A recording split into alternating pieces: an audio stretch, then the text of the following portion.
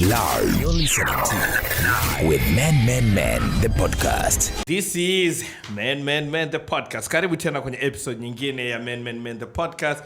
Ambapo what we do, tunazungumzia na kuunpack kuhusiana na mental health for men. Podcast yetu ni ya Tanzania, inatengenezwa na Tanzania, inapatikana YouTube. Go subscribe. Nadhani hapa chini inaonekana the name of our YouTube channel.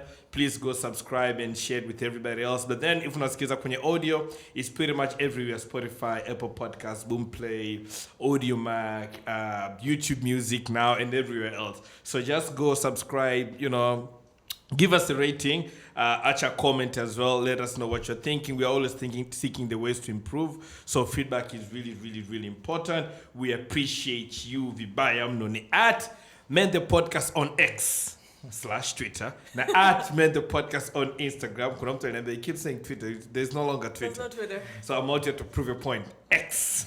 Right? There's a link kwenye bio ambayo itakupeleka kwenye all platforms ambazo unaweza ukatupata. Lakini vile send us a tweet, send us a DM, tell us what you're thinking, give us some feedback, na vile kama kuna mtu au issue ambao nadhani ungependa tuizungumzie, please let us know. It is very important. Sio space ya mimi na Nadia, it's everybody's space. Nadia, what's good? Life's good. I knew you'd say that. Life is good. Life is good. Nothing to complain. There are things to complain about, but rather not. You're being because they will grateful. still be there. Yeah. So what's the point? You're being grateful. Yeah. Amazing. I love that. Nadia is our own resident psychologist. Ukitaka kumpata ni @mindmattertz on X, @mindmattertz on Instagram. There's a link kwenye bio ambayo itakupeleka either kwenye website yake, and then kuna means ambazo unaweza ukatumia kutaka kuwasiliana naye. Kila siku I've made it my mission kuambia watu kwamba if you can, go get a therapy. Yeah. Go, nenda kwenye therapy. Na for me, I always think of the best time you kwenda kwenye therapy is when you think like everything is good. Yes. Because that's when your mind is settled. You can literally think about things vizuri. So, subiri wakati maili imezama. Yeah, then you're just dealing with emotions ambazo they're like children. Yeah. So you don't really expect children to make the best of decisions 100%. all the time. 100%. And it's an ongoing issue. It's go deal with your issues. We all should. And as men, we should unpack more. So yeah, you guys go ahead and do that. Sunday Kapesi. Yes, sir. How are you, my guy? All is well with my soul. All is well with your son. I like that. I'm gonna use that somewhere. I'm gonna use that somewhere someday. So before I go on now to introduce Sunday, I first couple weeks ago, The Citizen, wakati wa mwezi wa afya akili kwa mwanaume in June. So The Citizen walifanya space, The Citizen newspaper walifanya X space / Twitter. Yes. They did a space ambayo ilikuwa inazungumzia kuhusiana na mambo ya mental health na focus kwa mwanaume. So they invited me as one of the panelists, really. First I started as a panelist, but then wakaniweka kwa moderator, baadaye nikawa co-moderator. Point is, I was invited. You were there. I was there. Kulikuwa kuna watu wengi, Balozi Togolani was there, and give a shout out to Togolani. Guys, I've been on the podcast twice. Yeah. So I hope now akija tuzungumza naye kama Balozi. But yeah, and that's also where I met Sunday. Sunday was also on that space. And I was really intrigued by his story. And for me, he started talking about his routine, the things he does right now, to maintain his health and his well-being. And then he gave a little bit of background story in terms of him recovering from addictions, the fight, and vitu kama hivyo. So I was like, immediately I sent him a DM like, my guy, we gotta catch up. Give me a number, and then he reach out. So, he gave me his number. Tararoi did a little bit of chatting, and then nikaja kuongea na Nadia. Nadia was like, I know Sunday. Small world. Yeah. I know Sunday through my best friend. Well, we were best friends. Yeah. Everyone is my best friend as long as we've been friends since childhood. Yeah. And my brother-in-law. Oh, wow. Kamil. I think you guys studied. Kamil, Yes. yeah, Kamil always nice. talks about Sunday. Nice. I'm like, but I know Sunday. Yeah, my His former, younger sister is deputy head boy. Back Yes. A deputy head boy. Yeah. Such a title. That's Such a title. Yeah, Deputy he head always boy. speaks about it. I'm like, but I know Sunday. Yeah, that's cool. So when Nadia was saying, I was like, okay, this is interesting. We might as well get him on the podcast. Now get him to kuweza kuzungumza. That was number 1. Number 2, kulifanyaga episode moja na Madenge, if you remember. And then there's something that he said that has imeresonate sana na mimi. Yeah. Alisema kwamba mara nyingi sana tunapozungumzia afya ya akili kwa wanaume, a lot of time tunaanza kumsaidia mtoto wa kiume baada ya tatizo lilikuwa limetokea. We rarely kumsaidia mtu, ni mara chache sana tunahangaika kumsaidia mtu kabla hajafika ile phase ambayo ni mbaya sana. So also I was like, if there's something ambayo tunaweza tukafanya zaidi na kuweza kusaidiana itakuwa poa sana. Na I gave him mfano mambo ya kudeal na addictions na matumizi ya madawa ya pombe, madawa ya kulevya au pombe, substance abuse na vitu kama hivyo. So when Sunday was speaking, I was like, it would be really, really good if we can actually have him on the podcast na kujaribu unpack that side of the story as well. So thank you ulikubali kuja. Asante. Thank you for having me. Yeah, our podcast is about mental health for men. Yeah. So we are very biased here. but yeah, it is what it is. So for now, I have 2 questions. Moja, who is Sunday Kapesi? Okay. 2, what is Mwangaza wa Sunday? Who is Sunday Kapesi? Sunday Kapesi, first and foremost, is a father of 3 beautiful kids. Girls, boys? My son is about to turn 5. He's only known by the name Aquaman.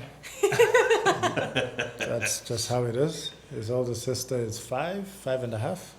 And I've got an elder one who's about to turn 13. Yeah, so 2 girls, 1 boy. Amazing. I have 2 girls, so.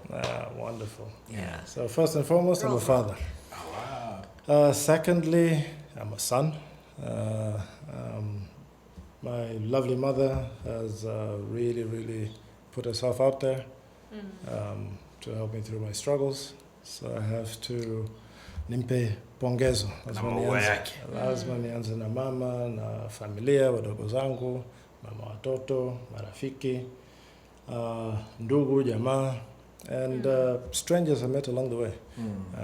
Matatizo yangu, bado tuko kwenye hui Sunday. So Sunday is a lawyer by training.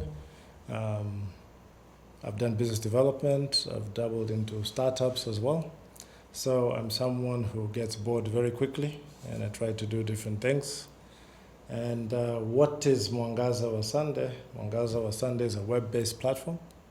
It's a website, www.mwangazawasunday.co.tz, and that is my vehicle to tell my story about my battles with addiction and mental health, and try to create resources and support for other people who are struggling, not just addicts, but caregivers, watu nasahau, people with disabilities. You know, you see someone who's hard on hearing or visually impaired, you never think about labda huyo mtu ana addiction or huyo mtu ana mental health issues.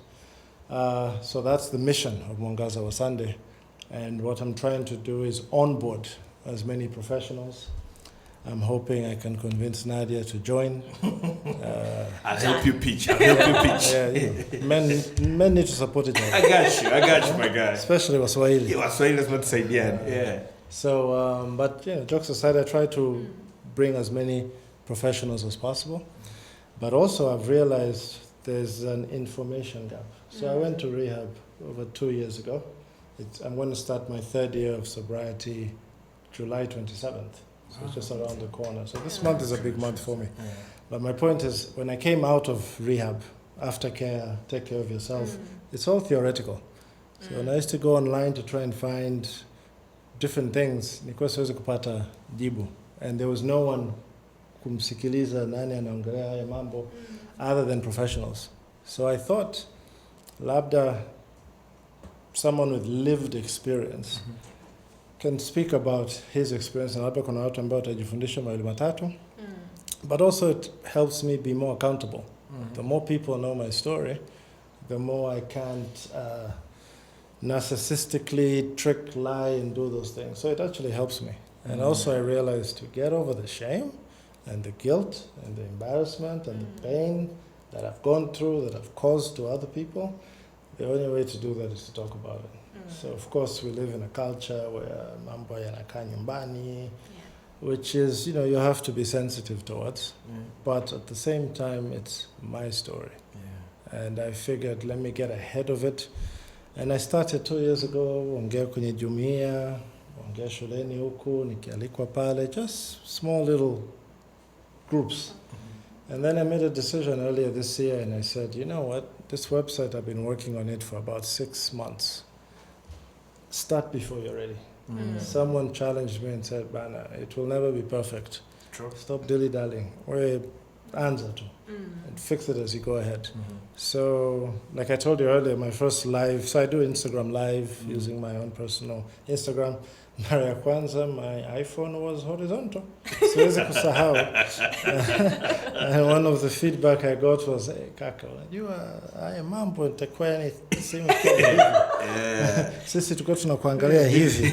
And I said, lakini ulinisikia? Message ilipita. Message ilipita, lakini tunaomba shingo sasa. Ndio najifundisha. Yeah, so Mwangaza wa Sunday is about creating a safe space, encourage everybody who's affected by addiction and mental health to speak up. Let's have empathetic conversations. And the vision is to create an empowered society. Because I can know a lot of things about my mental health.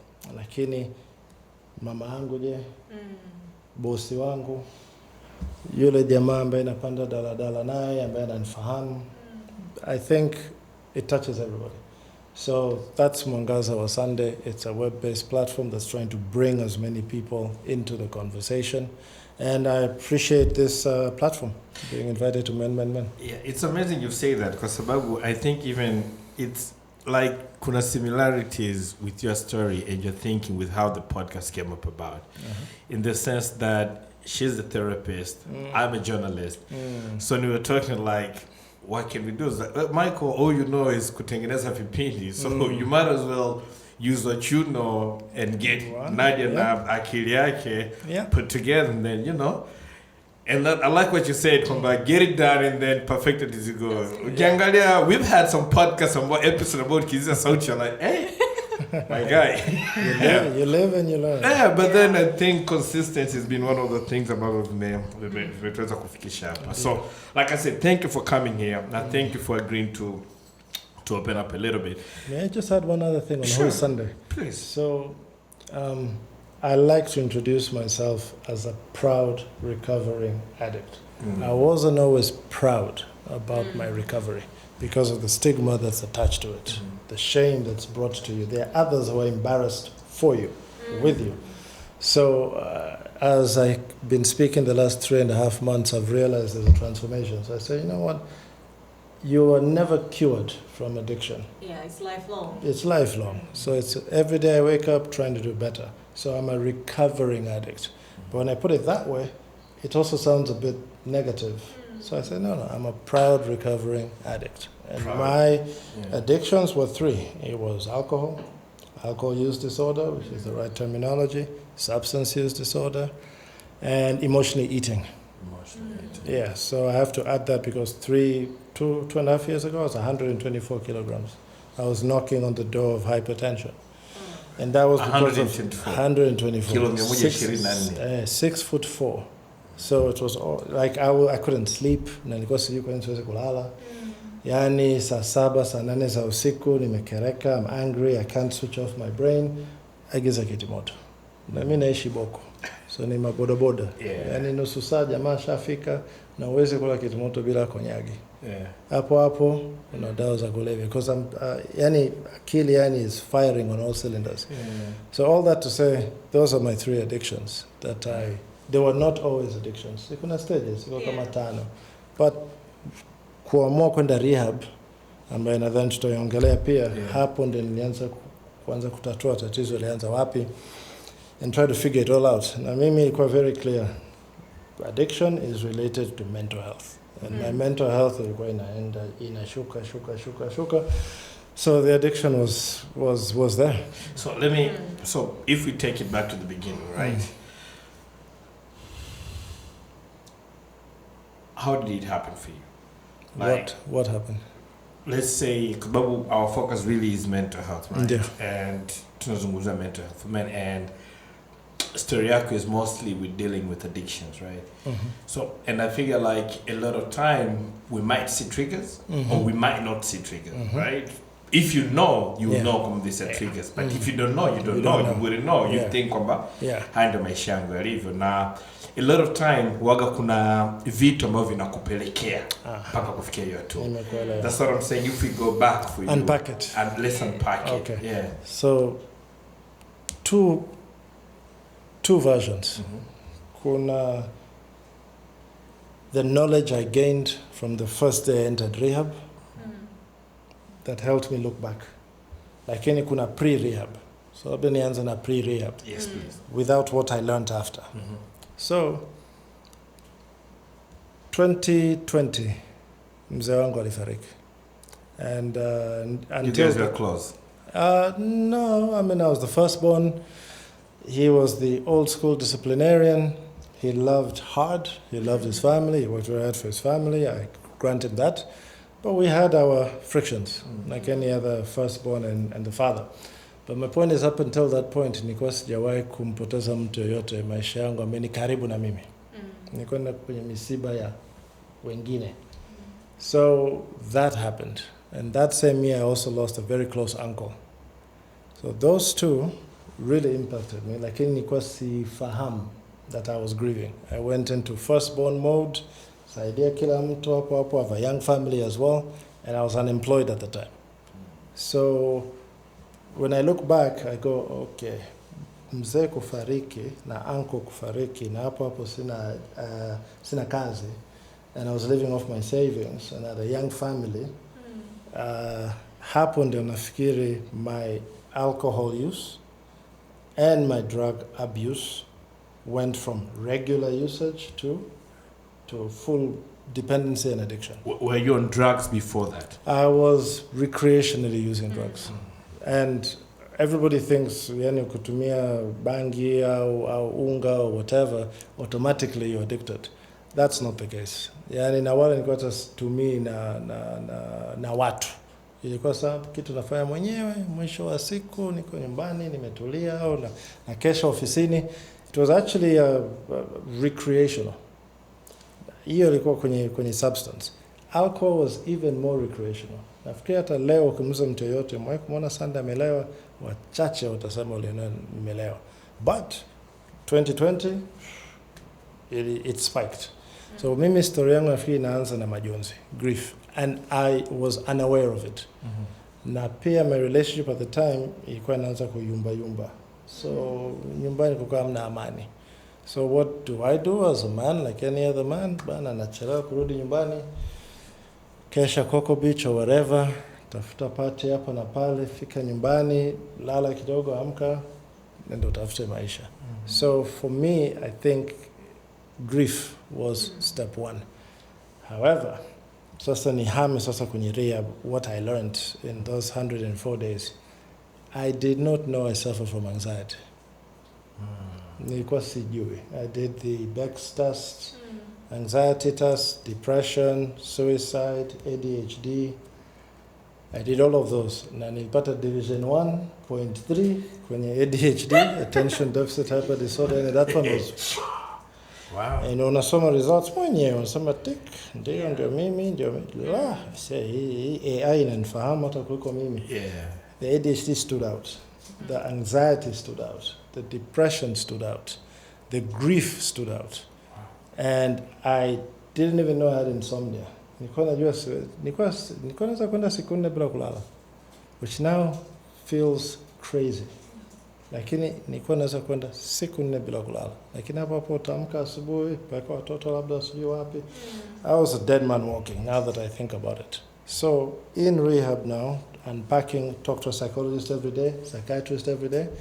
The first thing they had to do was regulate my sleep. So for the first time, I went on very heavy sleep medication. At the same time, grief counseling in the end. A middle-class family, no idea there's something called grief counseling. Na nitakumbuka swali la kwanza niulizwa na psychologist. Alikuwa amekaa wewe na ananiangalia tu. Sema hivi, Sunday, mzee wako angekuwa hai leo na angejua uko rehab, how would he have reacted to that? And I can remember feeling bigger than I felt like I was becoming the Hulk, swelling. And if I can be honest, I almost wanted to. I felt like I wanted to slap her, like you've disrespected my father or whatever. Aliendea kuniangalia tu and just said, whenever you're ready. Yani hatuhami hadi ujibu hiyo swali. You need to answer that question. And take your time. And I could feel it. That's the first time I started becoming conscious of my anxiety. Like I was doing this, I was sweating, I was fidgeting. And first time I realized, what is going on? And then I started talking. Na hiyo kuongea, nimesema kwenye lots of my platforms, I started shaking. Na nilianza kulia. Na kumbe nilikuwa sijalia hizo miaka miwili tangu mzee alifariki. Yani mara ya mwisho nilia ilikuwa siku tulimuingiza kwenye jeneza and the whole process was done. Nirudi nyumbani nilimlilia fiance wangu. I never cried again. But that day nililia. Na nililia wakati nilikuwa naongea. Now what was coming out of my mouth I remember. Mzee wangu angekuwepo sasa hivi angekuwa ananipigia asubuhi, angeniuliza bwana umeingia darasani umemsikiliza daktari? Wadogo wako wamekupigia? Nani hajakupigia? Subiri. So he was very interested in people's well-being. So I started speaking and then I just went off tangent. Sasa mtoto wangu wa mwisho hata mkumbuka babu, hawa wengine wawili watamkumbuka. Hivi kwa nini sasa? Kwa nini hivi? Yani babu kaondoka tu hajatuambia nini wala yani hakuongea hata neno moja huyo psychologist. I think I talked for about 2 hours. Baada ya kumaliza nakumbuka I was like this. Yani nilikuwa sijitambui. Alafu aliniuliza how do you feel? Na nilisimama, niliangalia chini na nimwambia najisikia kama nimesimama in the desert. Yani naona mchanga tu. Yani sijui napoenda ni wapi. Lakini naamini miguu yako tayari yatanipeleka napotakiwa kwenda. Answer. Kafunga kitabu. Hizi siku 2 kutoka leo uruhusiwi kusoma chochote kuhusu ADHD. There was something about that diagnosis that clicked in my head and I just started reading. Sema uruhusiwi kusoma, uruhusiwi kufanya mazoezi. I'd also read dopamine. Fanya mazoezi, your mood is much better. I'd never connected the two. So nilikuwa nishaanza kufanya mazoezi. No exercise, no reading. Wewe tu ni kusocialize sasa na wenzako. And she said, we'll talk again in 2 days. Uweze kuamini Nadia, nililala kama siku 2 yani I slept. Nilikuwa sijawahi kulala hivyo my whole life. And when I woke up 2 days later, I was lighter. Yani nilisikia mwepesi. And I think when you look at the stages of grief, I think I'd moved from bargaining and denial all the way to acceptance. Because then the next thing she told me that I remember sikumbuki kingine chochote kingine. Aliniambia wewe si Mkristo? Nasema ndio. Unaamini kuongelesha, those who have departed, like talk to your father. Do you believe in that sort of thing? I said, yeah, I do. Sasa naomba utafute sehemu hapa kwenye rehab facility. Now, the next place you're going to, I was in a detox facility for the first 14 days and then full rehab for 90 days. Find a place. And if you can feel your father's presence, start talking to him. Tell him how you're doing, tell him what your issues are in your own time. And I started doing that. When you're just speaking right now, it really got me thinking. It's like, because you've lived it and you experienced it, mtu ambaye anaweza akatuangalia au atatusikiliza may feel like this cannot be real. Especially if you haven't been through it, right? And this is where I want to bring Nadia in, as this is a profession and this is what you do for a living. Niambie umuhimu wa the process that Sunday went through. Like, is it ukiwa kwenye certain situation, especially if you've lost somebody? Because even when you're talking, got me thinking, like when I lost my dad. I remember 2 times that I really cried. One, the first day nimefika and I saw my mom, because babu mzee alikuwa anakaa Morogoro, mimi niko Dar, got a call, your dad is gone. So nimefika pale, nifika tu nyumbani nimeona mama, that's when I cried. Yeah. But up, like you said, well, I'm not the firstborn, thank God. Yeah. Una privileges. I do, I'm not gonna lie, I do. Like I said the other time, kuna mizigo mingine ambayo tunaitupia kwa bro na sister kwamba pambaneni, si tupot for support. But then my brother came through and then, tukaanza kupambana na mambo na nini. And the second time I cried is the day ambayo tulikuwa tunazika. And after that, I kept it moving.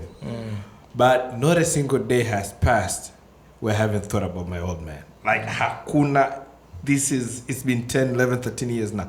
Hakuna siku ambayo mwe kupita that the thought of him haijawahi cross my mind. And it's always my, would he be proud if I let him down? Yeah. How would he react to this? Oh, I fucked up. You know, those kind of things. Like I always get those thoughts and so most of the time I'm like, is it normal? At what point do I let go? I mean, should I let go? Is this how it's gonna be for the rest of my life? I don't feel like it's a bargain, but every now and then it's the thought that inakuja kichwani kwangu. Cha kwanza kufikiria grief, right? Ni kitu ambacho nayo pia ni lifelong. Like there's never a point where it stops being painful. That you've lost someone important to you, someone that you love. Amna siku ambayo you get over it. It's different to the grief of losing a possession, because that's also grief. You have to adjust to that change of having this and not having it. Like when it comes to losing a loved one, that is lifelong. It's just that the intensity of that pain and the impairment caused by that pain ndo inapungua. So you find that utakumbuka na utasikia bado ule uchungu. Lakini ni tofauti. Once you've accepted and adjusted to the fact that okay, I've lost this, this loved one, I've lost a parent, I've lost a child, and they're no longer physically here with me. But then you have those memories to hold on to, your experiences with them, right? And the life they've lived. So at every point, ulo chungu bado upo. And I don't think there'll ever be a time you completely forget or get over it, but it just gets easier in the sense. Or more like you get used to it? Yes. You adapt, right? So it's the whole point of resilience. In kwamba we are able to kind of get up and continue moving forward, carrying the memory, rather than sitting in the loss or denying that loss. Because when we deny, we're stagnant, we're not moving. Because you need to adapt. If you are to move, to continue, then you need to get towards acceptance and start walking with the new reality, the new life. So imagine for 2 years niko sijalia because sijaenda kaburi. I never crossed my mind. When I thought about it, I dilly-dallied. And I want to link it to my addiction, because that's what I know. So prior to going to rehab, I did realize, I think my substance use and my alcohol and my eating. So you're talking, with substance you're talking, there's cocaine, there's weed. So my drug of choice was cocaine. Okay. Weed, once in a blue moon. Never tried heroin, never tried anything else. Coke was my drug of choice. And what I did not know then was I was trying to numb the pain. And that's grief that I did not know I was having. And that's the anxiety. And that's the depression. Now I can look back and I realize, I was depressed. So I would go a couple of days not doing anything, not motivated. I'm still haunted by sounds of my son knocking on my door, saying, Baba, njoo tucheze. And I was high, drunk. I've not slept for 2-3 days, ashamed of myself. So I just go quiet. Funga mlango. Then I would hear his sister saying, Wacha baba alale, akiamka atacheza na wewe. It just pierced my heart even more. So I live with those thoughts every day, trying to manage them. My point is this. Everybody looks at, ukiona dramatization ya addict, utamwona mtu ambaye amelewa, hajitambui. Mtu ambaye anatumia drugs, hajitambui. But the truth is, the bigger group of addicts I think we should be worried about are functional addicts. And that's the message I try to push every day, because I was a functional addict. I had a job, I paid rent, I helped my parents, I had a fiance, I did things, nilipa kodi. So you convince yourself, sio shida, Okay, yeah. sio shida. And you started this talk by saying, mwanaume tend to get help or be helped after they're on fire, or their life is on fire. So I try to go around telling people, if hiyo chupa ya dasani ni konyagi na tonic, na umekuja nayo saa 3 asubuhi kazini, alafu na mouthwash, kuna tatizo. Tuwe wazi. Na wenzako wanaiona na wanafahamu, lakini watu labda hawajui cha kusema. Au sio tatizo yangu, huyo sio staff wangu.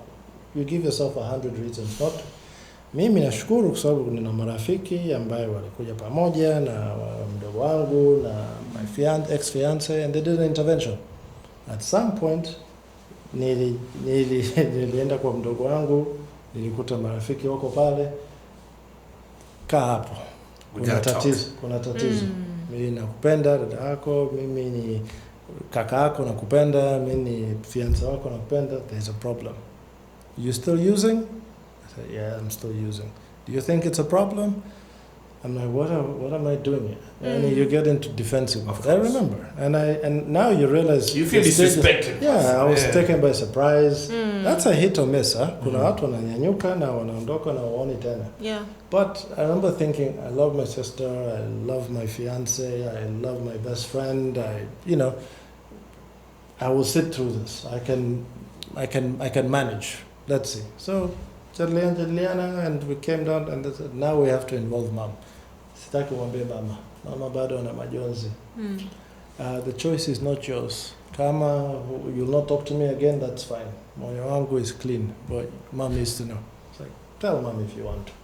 So one thing led to another. My mom was told, and then we had a family meeting, and then another suggestion about rehab. But the good thing, I think, they told me, so think about it. But there was pressure. I just started my own business. My business partner was in Zambia, and I was already contemplating rehab. So I said, lazima niende Zambia. Nikae na business partner wangu. We see how this business can function if I go to rehab. I think the family thought I was running away, and I don't blame them. But in my mind, I was like, I need to at least put that together. So trust me. And they trusted me. And I came back and I went to rehab. But I remember my good... This was the first time going to rehab? First and only time. I'd never been to rehab before. Okay. And this was the first time. So the family did research. Waliangalia facilities in Tanzania. They talked to people in South Africa, in Kenya. And they decided I go to one of the best facilities, which is in Nairobi. I think I can say that. It's called Chiromo Hospitals. And it's a proper rehab facility in the sense that addicts get support. You need medication, you need psychological support, psychosocial support, you need psychiatric support, you need all of it. Na unaanza kwa kufanya mitihani. We need to know your state of mind. I had never done a psychometric test. I had never done a depression test, an anxiety test, suicide. They're standard tests, zipo. Hata mwangaza wa Sunday, we guide you to that. We are not clinical psychologists like Dr. here, like like Nadia. We are not certified. We do not pretend to be. What we have is lived experiences, and we share experiences, and then we point to the direction of people like Nadia. When I did those exams, that's an assessment. Majibu yalifika. Tulizipitia pamoja na psychologist, because you need their support to understand it. And I went, I cannot deny these results. I think I have ADHD. What is ADHD? That's where the curiosity began. So, part of who was Sunday, I had an undiagnosed mental health condition called attention deficit hyper disorder. Undiagnosed. I was diagnosed age 40 in rehab, which means all that period, it was there, and inakuja, inaondoka, whatever. That comes, which circles back to when you say you get bored easily. Exactly, get bored easily. And now that I understand ADHD, it's a mood regulatory disorder. So we're a normal human being, neurotypicals, right? I need to keep working on the wording. Neurotypicals, normal people, so to speak. If you don't feel like coming to do men, lakini mgeni amefika anaitwa Sunday, utakuja. Mimi, kama sijisikii kufanya kitu, I'm a mountain. or used to be a mountain. And I didn't know why. All I knew was, I don't want to do it. I was kulazimisha. Opposition defines disorder, right? Yes. So that it's what are bipolar, they have that as well. Yeah. People with ADHD, we have that as well. It's very difficult to do things you're not motivated to do. However, on the other hand, nikipenda Nadia au nikipenda conversation na wewe, I'm firing on all cylinders, which means I can do this podcast for the next 6 hours. Wow. And you'll see my ideas and I like myself in that mood. So it goes back to addiction as well. When I did my substance abuse, cocaine, I realized back then ilikuwa inanisaidia kulala na ilikuwa inanisaidia kupunguza mawazo. But I did not connect the two. All I knew was if I do that, the same way mtu ambaye akinywa soda anisikia kidogo amechangamka. Yeah, for me it helped quiet the thoughts. So it's a statistic. Normal human beings, 6,000 thoughts a day. People with ADHD, between 8,000 to 14,000. So, Michael, what are you going to do if you have 14,000 thoughts in a 24-hour period, over and above majukumu, responsibilities, undiagnosed grief, whatever? You're firing on so many different. That's why we tend to be forgetful, impulsive, compulsive, and we can't quite regulate our emotions. So you talk to my family, watakwambia Sunday akiamua kumsaidia mtu atauza vitu vyake. True story. So I go on that extreme. And my default was kuwasaidia watu, which I did not know was a way of avoiding my own issues. Very good at diagnosing other people. So my emotional intelligence was very big, but I'm a man. So I also don't share. But I used to talk a lot. So watu wananiambia bwana, mbona usemi chochote kuhusu wewe? Basi lakini nimekuchangamsha. You know what you say is in resume. So I'm a talker. Like kila mtu anajua mimi najua ni Michael. Yo, tunakutana leo. Kila mtu anajua mimi anajua ni Michael ni mzungumzaji sana. Now I wouldn't now that I don't know kama najianalyze on him, but as you're talking it made me think kwamba a lot of the time, even when I'm going through, and even when I'm going through some things, very few people would actually notice. And again, people come like, Michael, I want to talk about 1, 2, 3. I'm there. Michael, can you come there and touch everything to come and listen to you? But one of the hardest thing, at least kwangu mpaka leo, is for me to share what I'm literally going through. And I'm learning. I'm learning. You know, I'm talking about 5 years of doing this podcast and doing therapy sessions, kuonekana and meeting different people and advocating for men like, guys, you really gotta be able to speak. But I'm not gonna lie, it's hard. It's and I think for me, at least what I find to be the most difficult part is a lot of the time people expect you to be okay. Yes. People like, you show up in a place, people are like, oh, Michael's here, this is gonna be good, people gonna have fun. And now unajikuta sometimes you need to live up to that expectation. Like if I'm here, everybody gotta be good, everybody gotta have a good time, but sometimes it's heavy. Exactly. It's heavy. And I think this is the first time ever I'm saying this. Like in a lot of time, not a lot of time, but sometimes it gets heavy. Yeah, so so let me challenge you. So I told you in the beginning, I'm the firstborn. My dad was quite tough, and I'm okay with that. Where does that anxiety go after he passed away? I asked myself that question in rehab. I was asked, okay, so where anxiety yako trigger ilikuwa mzee, where do you take all that?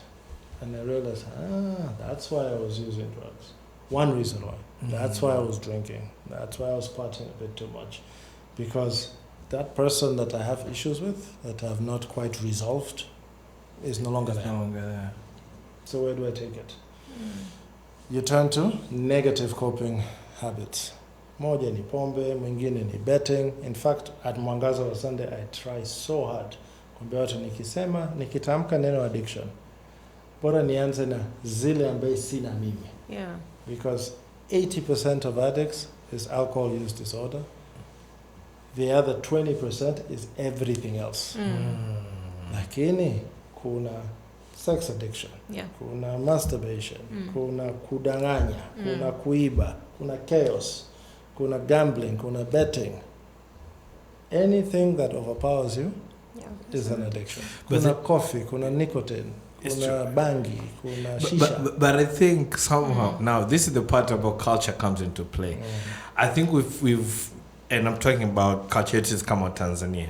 I think kuna namna ambayo tumeweza kunormalize baadhi ya vitu na tumevifshiga court na imefanya vionekane poa ingawaje ni tatizo vitu kama uongo. You know, Tanzania is more uongo bwana. But I'm like when it gets too much, it's an issue. You know, pombe and I'm like kunywa tu pombe yani unakuwa mwanaume unywe pombe kunywa pombe kupunguza mawazo and matter of fact tunasifiana kwa uwezo wa kunywa pombe like the more you can take it the more tunakuwa na wewe jembe but in reality you gotta have you gotta draw some lines. I think the cultural context and settings it doesn't help sisi kama community kudina na tatizo la addiction pia and so very good point. So what's the challenge I faced ndani ya rehab? There's a very nice quote by Mike Tyson. Nawafuatilia sana watu ambao ni waraibu, recovering addicts. Like my algorithm just pick these things up now. Mike Tyson said on a different podcast, you know, he spent time in jail. Now he told these guys, you know, the one time I found peace was in prison. Yes, I know that and quote. The guy said, what are you talking about? I know Mike Tyson, $32 million. I said, you know what? God gives you all those things, man, because he's laughing at you. I found peace in prison. So, Michael, Nadia, I found peace in rehab. I found my tribe. I didn't expect it. Everybody there had so many different issues. Wengine addiction, wengine ni mental health. There were one or two, walikwambia live, bana, mimi nahitaji amani tu. Nimekuja kufuata amani. Nimeacha simu, nimewaaga, nimewambia na mimi niacha tu nipumzike kidogo, which was very new to me. So you can go to a rehab facility to get away from everything and just try to reconstruct your life. So kama mwanaume, as a father, unemployed at the time, trying to start a new business, blah, blah, all these different titles. Like you said, it's heavy. Now, ukimwambia colleague wako or your supervisor, I need 1 month, I'd like to go to rehab just to reorganize. Umechizi? Or like, I think even the response can be a reason for you to sink even deeper. So we are trying, right, to encourage people to say, listen, it's not wrong to say you're stressed. It's not wrong to say I'm grieving. Struggling. Nitakupa mfano. I worked for a certain company last year. Na my father passed in August. So that week, nilimtumia CEO WhatsApp message. I said, I need to try to have people help me. Siwezi kufanya mwenyewe. CEO, madam, habari za asubuhi. Wana wiki hii ndio, wiki mzee alifariki, mwaka mmoja umekamili uliopita. Nadhani wiki hii I'll be a bit slow. Lakini nitafika kazini, nitadelegate. Lakini niliona labda nikutaarifu wiki kidogo itanisumbua, lakini nitafika kazini. Nilikuwa sijui jibu itakuwaje. Lakini jibu ambayo alinipa by WhatsApp makes me emotional kwa sababu jibu nilipata ni asante kwa kuniambia. Nafikiri alisema kitu kama sijawahi kuwa na mtu ambaye mkweli hivyo. Naomba tusali pamoja, baba alale peponi. You know, like she was very sympathetic and she was very motherly and she was very like that's what you'd want. I said, Bana, if you need a day off, wait, ongea tu na supervisor wako. We can make it work. We can make it work. That had the opposite effect. Nilichapa kazi hiyo wiki. Like I remember, because that same day when I entered the office, the CEO now is a guy. He came all the way downstairs to my office. And, you know, I don't have to mention names. And he asked me about my father. Tell me about your father. What did he do? Da, da, da. And I thought, wow. And there I was. My father was a marketing guru. He worked in this company and he did this and da, da, da. We had a conversation, maybe 10 minutes. And he says, okay, so are you going to take the day off or, you know? And I said, no, I think I got this. I got it. And I worked that week. So in my different platforms, I tell people, you'll never know unless you ask. Lakini sasa unaye kitu kusema nikimwambia boss wangu nitapoteza kazi yao. This is so it's a genuine fear. Yeah, and this is the part ambayo I mean I would love for Nadia to speak on it. I think moja, you said fear. Two, kama mwanaume wa Tanzania, there's this thing of saying, acha ambia kimama, acha utoto. You're not the first one to lose it. We've all lost somebody here. So, you know, you gotta see it through. Yeah. What we really tend to understand ni kwamba we process things differently. Very different. Kabisa. Hiyo moja. Pili, kitu kingine that I've observed ni kwamba now tunaanza kuwa na generations tofauti. Kuna watu ambao they're exposed. They've worked on themselves. They know their emotions. Now we're trying to encourage watu kuwa a little bit more open. Yeah. So I think the best we can do ni kujaribu kuzungumza zaidi. Yeah. Lakini Nadia, talk to me a little bit about how culture comes into play here. Well, culture forms our ecosystem, right? So we exist in a culture. And vitu ambavyo tunavifanya, oftentimes as humans, tunataka kubelong. We want to fit in. Yes. I want to know that these are my people. I want to know that I can fit into this group, that I am considered normal in this context.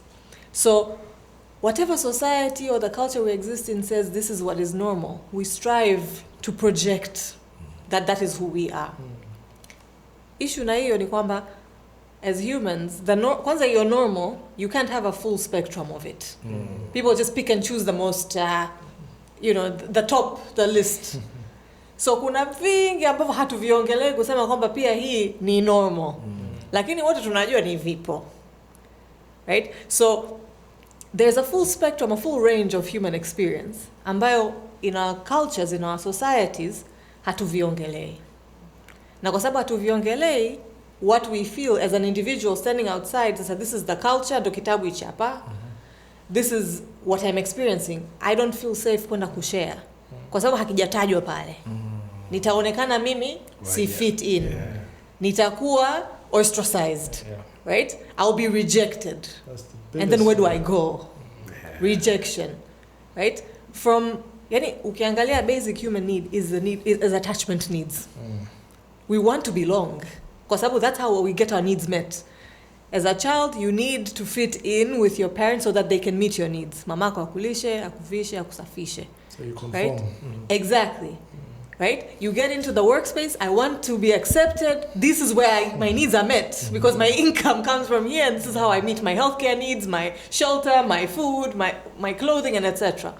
So again, we conform to what is the norm. In the bigger context, the country we exist in, I know I need to fit into what is collectively as a community tunasema is acceptable. It silences us. Because we don't speak about, we often speak about the things that are shiny and we want put on a, on a podium. Yeah. Lakini hatuongelei the opposite end of the spectrum of human experience ambayo is all the things that are not pleasant. Not glamorous. Not shiny, not glamorous at all, not exciting. We also don't want to experience them. And so that's why tuna conform. Kwa sababu sisi wenyewe pia hatuvitaki vile. Lakini the irony of being human and the irony of our brain is sasa vile ambavyo hatuvitaki vile.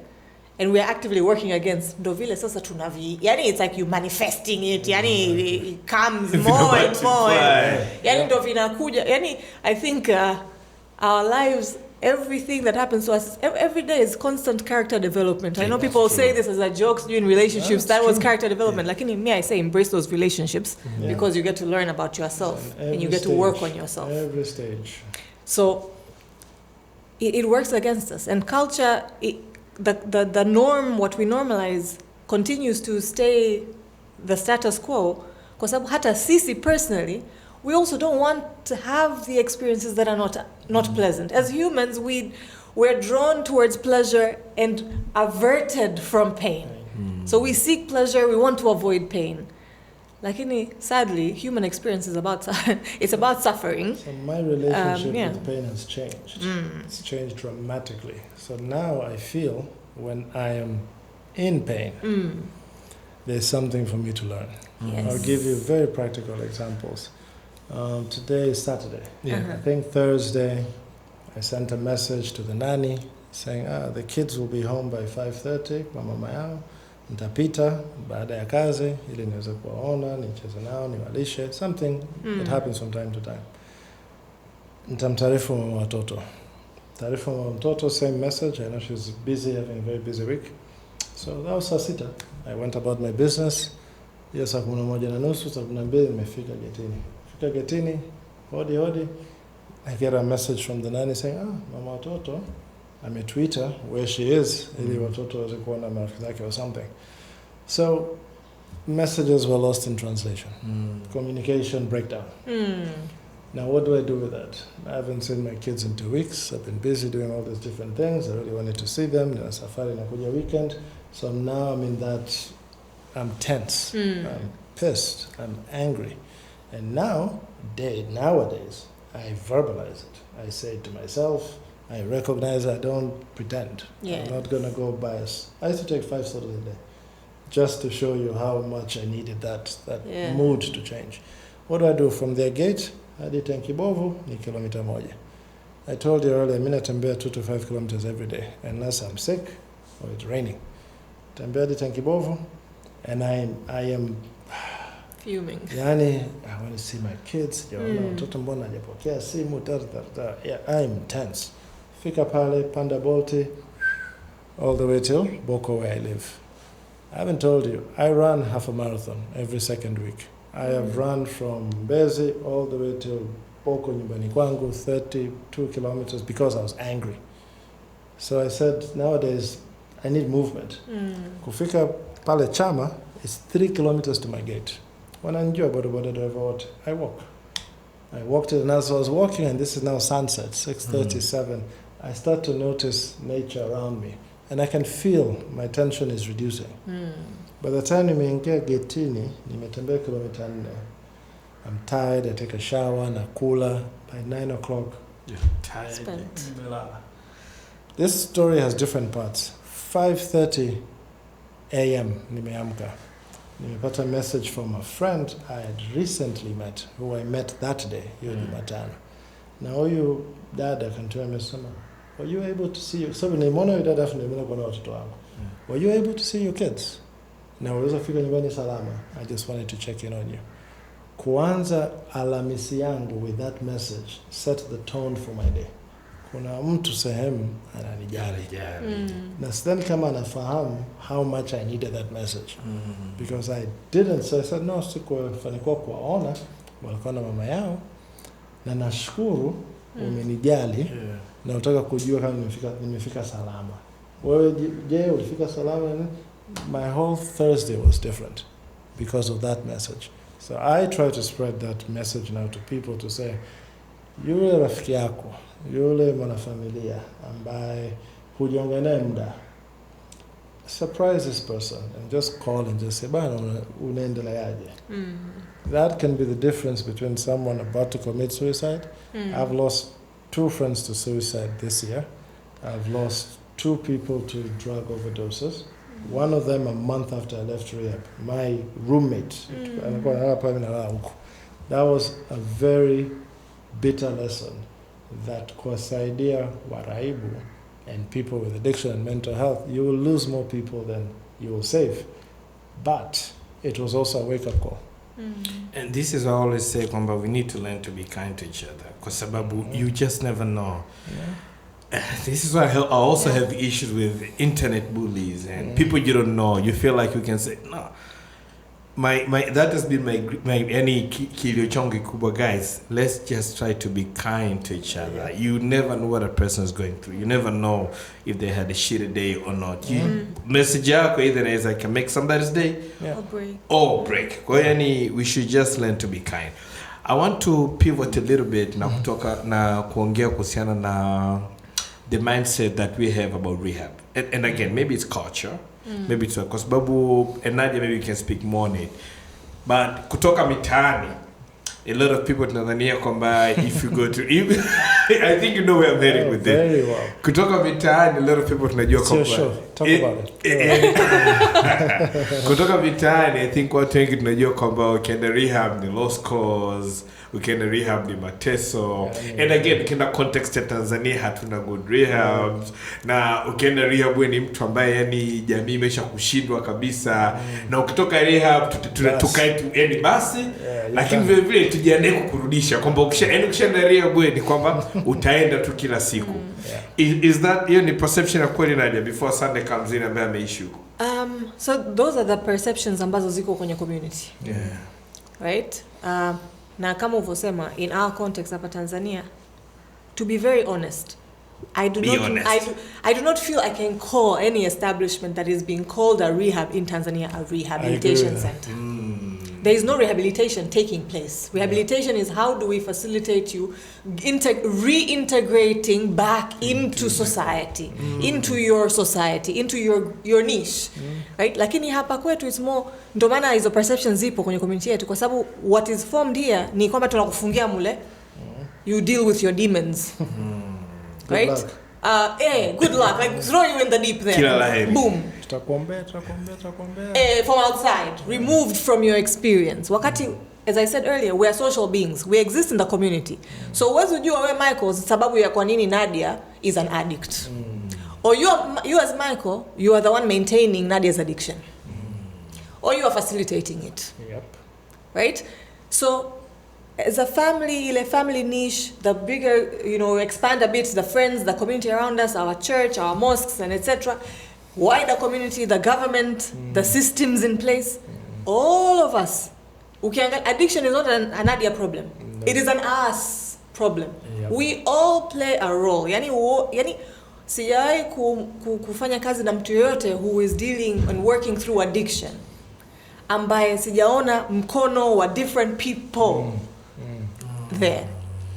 Now, I might be ready to work on my addiction and propel and change my life. Sindio? And change my actions, my behaviors. Lakini kuna mikono ya watu ambayo pia inanishikilia pale. Kwa sababu tushasema wewe Nadia, wewe you are an addict. Na kushikilia hapa wewe ni mlevi. Hii bipolar ni nini haipo. Kubali ulevi. Yani it's like they are holding you back. Sasa imagine wewe umefungwa kamba. Wewe unataka kukimbia lakini tumekushikilia hivi. This is who you are. This is who you are. Daktari anasema mwachie. Aelekea huko. He or she will be fine. Unabisha na daktari. I was having this conversation with my mother yesterday because as part of my grief counseling, it hit me.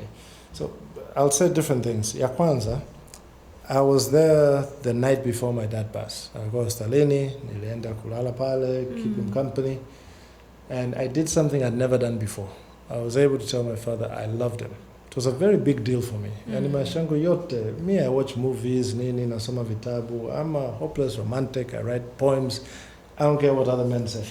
But that night, I called a friend of mine in the US. And we really talked for about 3 hours. Na kuna kitu alisema, Sunday, you're going about it wrong.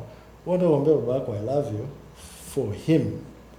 You're saying it for you. Wow. As soon as she said that, it clicked in my head. Na mimi ni mtu, either you dare me to do something, I'll do it. Or if something makes sense, before I change my mind, I went upstairs, fungua curtain, looked at my father, said, Dad, let me tell you something for a long time. I love you, man. And at that moment, he looked at me, we looked at each other, it felt like forever. And then the next morning he passed. And I remember telling my mother, I think my grief will delay. So I was able to tell Dad, why am I telling you this? After grief therapy, 2 years later, it hit me. Siyakuambia mama wangu I love her. Na mama wangu yuko hai. But I told my father 2 years ago. On his deathbed. On his deathbed. And I went, how ironic is that? Yani naweza kumwambia baba, lakini sijawahi kumwambia mama. And I told my psychologist, nikitoka hapa, nikirudi nyumbani, I'll try my best conversation ishiishe. Bila kumwambia mama, I love you. Na mama ni mtu anayependa kusali. So I said, my mom loves praying. I'll be praying with my mom. Nimepanda basi kwenda Nairobi. I go get my medication there. I go see my counselors there. Nilikuwa na Manga border. Called my mom. Nimefika border. Yeye ndio nipigia sikumbuki. Mom, naomba tusali. On the other side, lakini dereva atakusikia. And I remember laughing and telling my mother, and so what? Yeah. I said, lakini kweli inamuhusu nini? I said, we prayed. Kufika Nairobi, that bus driver tells me, kaka, yani ulifanya kitu sijawahi kuona. And I knew what he was talking about. Mimi ni dereva wa hii basi kama miaka 15. Nimeenda Kampala, nimeenda Chiwawa. Sijawahi kumpigia mama wangu kumwambia nimefika, naomba tusali. Yani kuanzia leo. And I remember going, this is the effect. Yes. One, of not caring about what other people think. And two, that is serotonin, right? It is, you give out good things, and good things multiply. Why am I telling you this? Telling my father I loved him was a big deal to me. It delayed my grief. Now I tell my mother, which helps me celebrate her. So now I'm not afraid of death. It will happen when it happens. Hopefully she lives another 40 years. Sure. But often you will see, it doesn't matter where. Tasali na yeye, Mom, I love you. I love you, son. Off I go to Boko or whatever. I think as men, we need to do that more. Watu watasema, hiyo tabia ya wazungu, sijui nini. You're making excuses. If it's that easy, then say it. Exactly. If it's difficult, that's the problem. My son, my daughter, this is how we greet each other. Shikamoo baba, marhaba. Ya pili, I love you, dad. I love you, son. Alafu, how are you, dad? And I'll say, I'm not doing okay today. Sijalala vizuri. Mbona hujalala vizuri? Ulikuwa kwenye YouTube. They're entertaining if you pay attention. I'm finally paying attention. Yeah. So I get to open up a little bit. My father would never tell me he was not doing well. I'm changing that. So the generational trauma, the generational behavior, it's your responsibility to change it. Yeah. You've just got me thinking. And you're creating a new norm. Exactly. You really got me thinking. Like one of the last time I told my mom nakupenda, and we talk every now and then. We send each other text. Surprise her. Mom would always say like, "It's your birthday. I said a prayer for you. Nimekuombea misa." We're Catholics. Because she'd be like, leo siku ya mtakatifu Mikaeli, malaika mkuu. Actually, anaenda church mimi siendi. Anamema iko leo Mikaeli, malaika mkuu ni siku yake, nimekuombea misa, nimeenda kanisani. Mimi tunapambana na deliverables za watu. But it's funny, like, I tell my kids I love you. Like on the regular. Yeah. You know, well, they're girls, so it's easier. I don't know if nikipata wa kiume ingekuwa. But I tell my girls like I love you. But I've never told my brother that. None of my brother. My sister, yes, on birthday, like, nakupenda. Like, literally texting my brother, I love you. I think the moment where we did that, it was during COVID. My brother aliumwa alikuwa Zambia, amepigwa ile ICU kabisa, he's also in the country, minipo. So there was a lot of emotions, kulia, is he gonna come back? I think that is the moment. And then again, it had to be a bad experience. And back to your original point. Yeah. Kukiwa na moto is when you do these things. Exactly. Which needs to change. Because even you talk to a psychologist, I remember if you had talked to me 2 years ago when I first met you, and this was just a little problem, we would have done a lot more work. But anyway, umefika. Kuanza ulipofika. So, men, I did my research. It's about real talk. It's about call to action, about challenge, right? So let me be the guest that challenges you and says, man, when we finish this, call your mother. Mom, I have my turn to pray with you. And finish that with, Mom, I love you. Let Nadia know how that conversation went. Let me know if you wish. It will change your day. I want to challenge all our listeners to actually also do that. And let us know. Yeah. And I mean, if you have a father, tell him you love him. I think even more. Yeah, it doesn't matter. Yani haijalishi. And don't expect, do it for you. Do it for you. Do it for yourself. Umechanganyikiwa tupeleke rehab, cheka naye. But your message has been delivered. Done. Yeah. You know, I've also changed my relationship with fear. I realize I want to find out what's on the other side. And in recovery, we are told every day, my recovery comes first. So I'm undoing 42 years of putting other people first. I have ex-girlfriends who would always remind me and say, man, kero moja niko na wewe, who you take care of everyone else. You forget yourself, you forget me. I have friends, I think, can testify to that. But everybody says he's a nice person. Now understand this, addicts get taken advantage of. Yes. People with mental health issues get taken advantage of. And you know why? Because you want your tribe. So, yule mlevi hanywi mwenyewe. So, mimi nikipata boom chuoni au nikipata bonus kazini, utapata marafiki. They're taking advantage of you. What will be change your friends? It's not that automatic. Lakini I'm also here to tell you, And I'm on I do different WhatsApp groups to help people. Na kuna jamaa jana aliuliza swali nzuri tu. Asema na mimi familia yangu mimi niko huko wao huko pale. And I understood what he was saying. He was saying, is that okay? I told him, unajua nini? Kila mtu atalaumu marafiki. It's true. It's so convenient to say your friends got you into drugs. Your friends da da da da. Your friends da da. Do you know what people are not telling you? Family. Toxic work environment. Ooh, you say that it's like, yani utaweza kusemaje hivyo? Eti baba yako, eti baba mdogo. Yeah, baba mdogo is a big trigger. If you go through psychotherapy, utajua yule ndio trigger wangu. Hiyo story inaanza sehemu fulani. Labda, can you imagine, you have friends who've grown up in abusive homes? Yeah. Where baba anampiga mama? Yeah. I have those friends as well. Yeah. You can see. Now if you open your eyes, you go, I can see where your problems began. You know? It began at home. So I advocate and I tell people, it takes courage.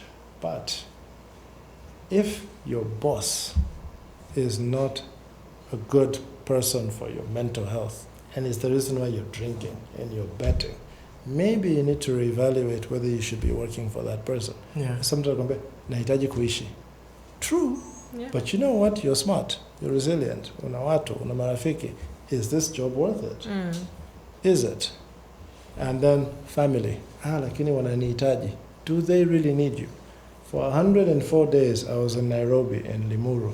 You know what I realized? My family can live without me. They didn't starve. They didn't starve, and it was a problem. The first 2-3 weeks, mbona wanipigi simu, hawanijali nini, and then you kind of break through that and realize they want me to get better. Yeah. And this is part of the process. And as soon as nilikubali hiyo kitu, I was like, okay, focus on you, Sunday, focus.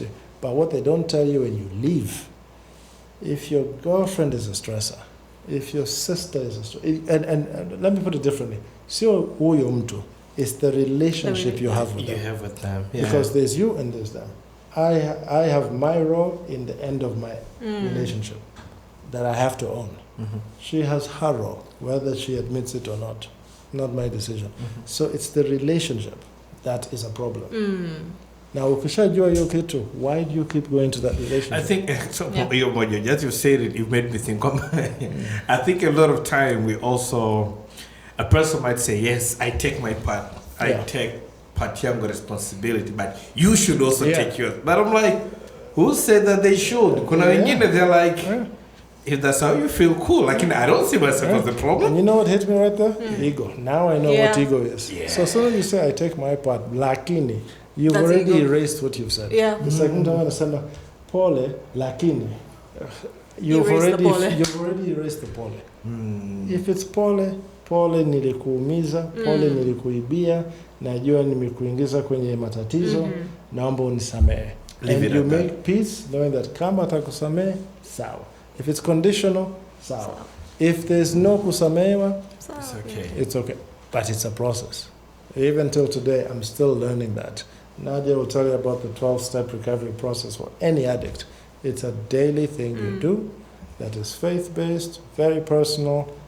It's about atoning, asking for forgiveness, and just going, you know what? Every day I have to unlearn bad habits. I have to relearn the good things. Sunday is not just an addict. Sunday is also a very smart person, something I wasn't able to say a long time ago. Sunday is very resilient. Sunday is caring. Sunday knows boundaries. Yeah. Sunday knows right from wrong. Sunday can say whatever Sunday wants to say. So, by definition, ambayo Nadia alisema in terms of what a rehab is, kwamba we need to reintegrate you back to the society, ili maisha yako yaende. So, you did rehab. Yeah. And then after that, you came back. Yeah. Now, going back to the notions that we have, right? Rehabs. And I'm glad that we're unpacking this. Going back by the notions that we have, tuna assume mara nyingi, and this is where culture and context matters. Mara nyingi kwa quote and quote wa Tanzania tukupeleka rehab kwamba hali ishakuwa mbaya, tunaona umetuibia, umekuwa teja kabisa. And I'm glad umeongea kuhusu functioning addicts kwa sababu functioning addicts kwa sababu mara nyingi these are not the people we expect them to be addicts. Tunaona wako poa kabisa, right? Addiction haibagui. So now coming back, did you struggle to fit back into the society? Did you feel like kulikuwa kuna expectations fine about they were on you? Yeah. Did you feel like kulikuwa kuna trust issues and like watu walikuwa kuangalia kama either kuamini au kuamini? And did you struggle with that? Or by the time you came back, you knew exactly what you're setting yourself for? So, thank you for the question. Yani swali nzuri sana. You're really taking me back the last 2 years. I now enjoy reflecting when I make time for it.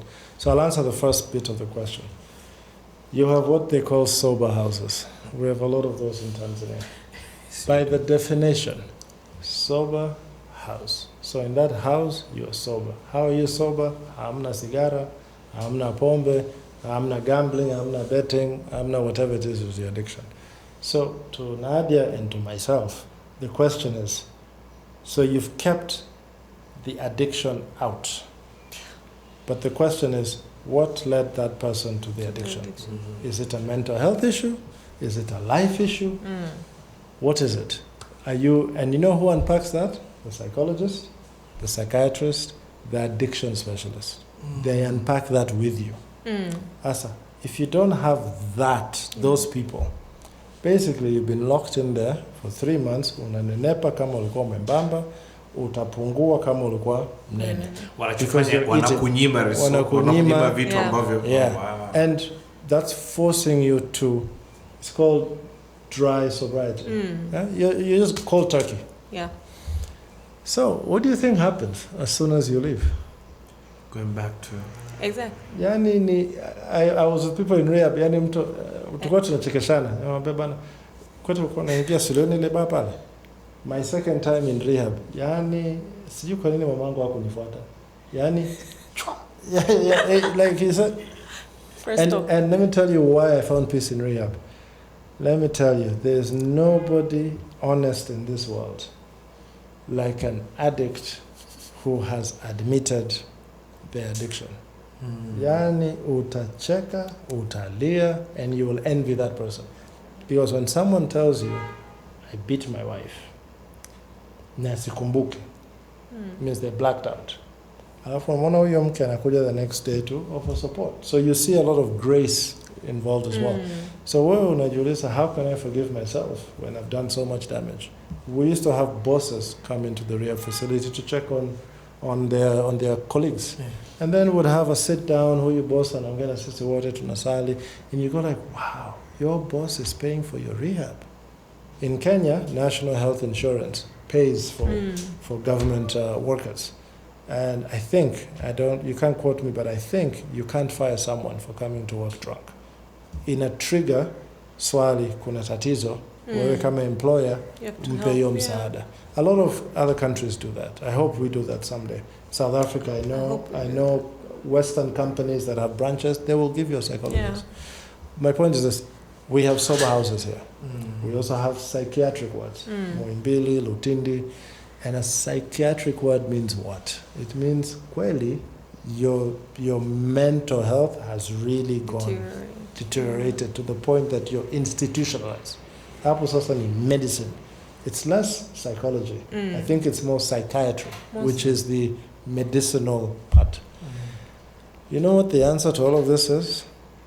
I'm one of the lucky ones. I was grieving 2 years after my father died. I spoke to a lady last year who lost her mother when she was 13. And she practically raised her siblings, 3 of them, and her father was finished, lost the wife. She raised them. She took them through school. She got them jobs. And in her 30s, during a PowerPoint presentation with the chairman of the board, alijikuta anaanza kulia. And she couldn't stop crying, and she panicked. And this story is incredible because the chairman put his hand up and she said, I've lost my job. He said, would you like to take a few minutes to compose yourself? And then you come back and tell us if we should proceed or we postpone. Wow. And she said, sikutegemea jibu kama hiyo. Like, that's the empathy you're talking about. Yeah.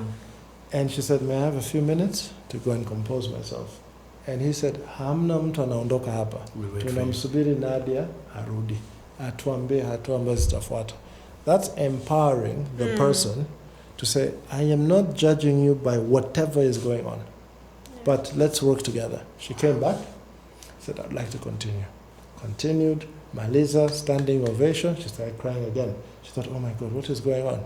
These are tears of joy. Watu wameondoka, chairman kasema, naomba Nadia, just let's have a conversation. Said, it's now coming. You didn't want to fire me. In front of everybody. Kamkalisha hivi, this is a true story. The chairman says, Nadia, if I may use your name as an example, I don't know what's going on with you, but I think there could be depression, there could be grief. I don't know.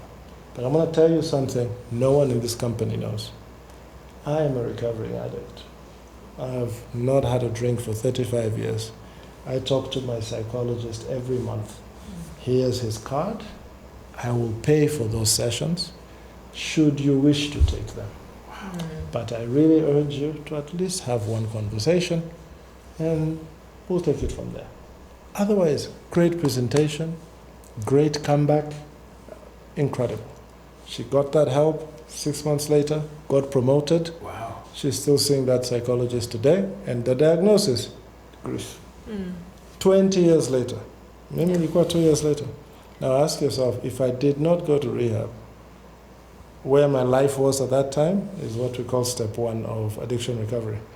My life had become unmanageable, and I was powerless towards my addiction. You have to say that. Yeah. And I say it every day. At that point, I was a slave to my addiction. Which means if I did not go to rehab, or if I was sent to a sober house, I would have just kept deteriorating. And what happens is, and you could see me back then, chani nywele, I was really overweight, I was highly irritable. So you try to fake it, until your body and your actions, just things explode. So we need to catch these things early. Yeah, we do. Yeah, we do. And you know how? If you want to be anonymous, be anonymous. Call me on Mwangaza or Sunday. Call Mind Matters. Yeah. Call Michael. Yeah. Talk to a friend. Yeah. I tell people, walking man has saved my life. I'm not going to lie to you. The most underrated therapeutic exercise ni kutembea. But sorry, your question was how is life after? See, umekutana na mwenzako. It's so cool. We're good. I'm interested. This is a very interesting I'm praising conversation. myself actually nimekumbuka because I can say. But I remembered it. I would have. I can say that after mimi niko Sengere Miami. You know, like and then I'm like, where was I? Yeah. ADHD for you. And that's constant CBT, yeah. Tuongee lugha ambayo haielewi. So, life after. Yeah. So, I landed October 30th, last flight. I think I got home at 1 a.m. or something. My mom's house, I remember that hug, I'll never forget it. I was looking younger, slimmer, whatever. So it was good. And I went to church 2 days later. Me, I'm a St. Peter's English Mass guy. I went back to church. So, in a nutshell, in rehab, you had to write your life plan. And it touches everything. Employment, relationships, who do you ask for forgiveness, who do you not forgive, spirituality, service, everything. Financial planning. So that's what I got. I had a financial planner, I had a life skills coach, I had a psychologist, I had a psychiatrist, I had a dietitian.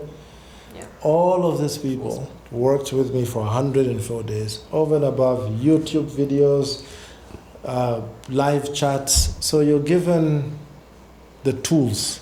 Uambiwe tu acha kunywa. That's not what I was there for. I was there to find out why I cannot focus. So my expectations were high. You figure I've done 104 days, dunia itanisamehe, I look good, people will be happy. Yeah, that wasn't the case. And I'm here to tell the truth. My psychologist told me the 80-20 rule. Expect 80% of your loved ones to not support your recovery, to doubt you. 20% will give you, endelea, you're doing well. So 80% is you. You become your number one cheerleader, your number one advocate, your number one fan, your number one advisor, me. And that's not easy. It's not. So I was unemployed for a whole year. I still have to ask my mom for an allowance.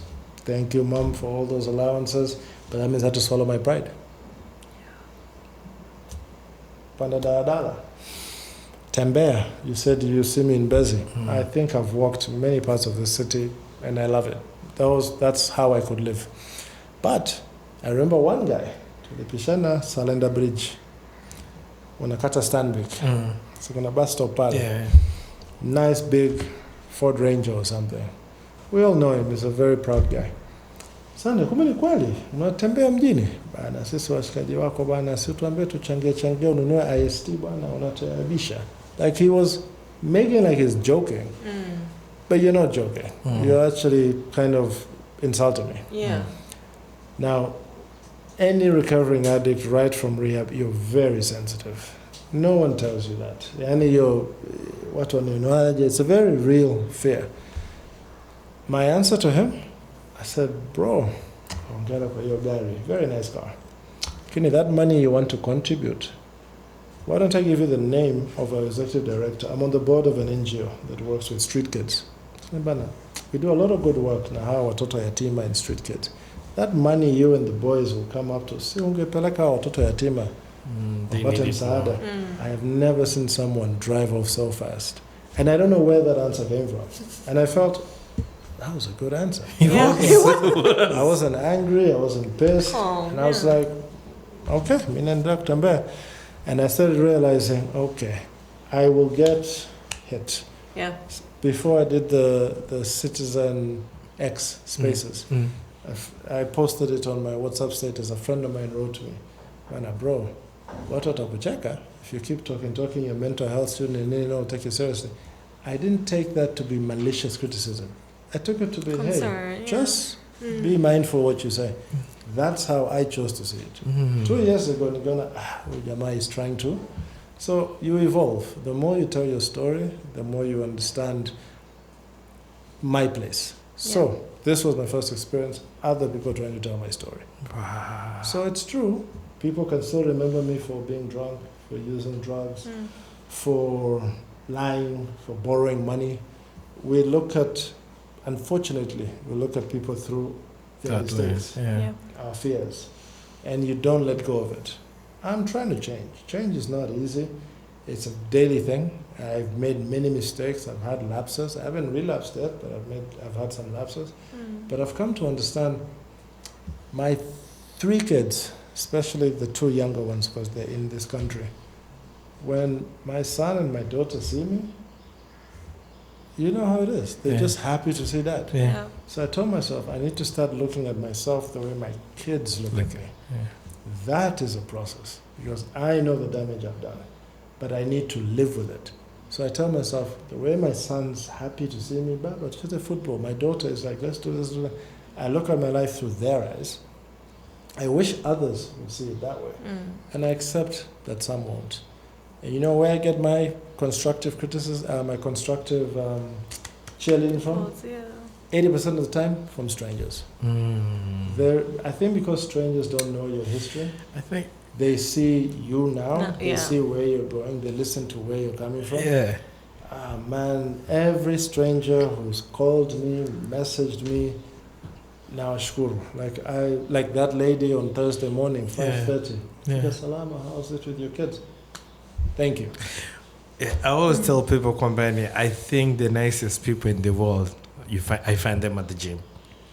Like, whenever I go to the gym, it's always keep going. It's always one more round. So come on, Mike, you can do this. Come on, man, one more punch. It's like when you go to the gym, it's never, you're gonna feel like, I always tell people, like, sometimes you pretty much, like, now I enjoy going to the gym, like a lot.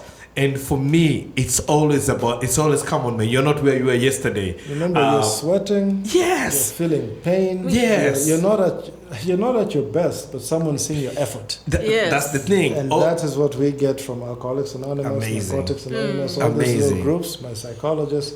So you need to create this support team. 100%. And this is the principle of Mwangaza. I started Mwangaza because I thought I need my community.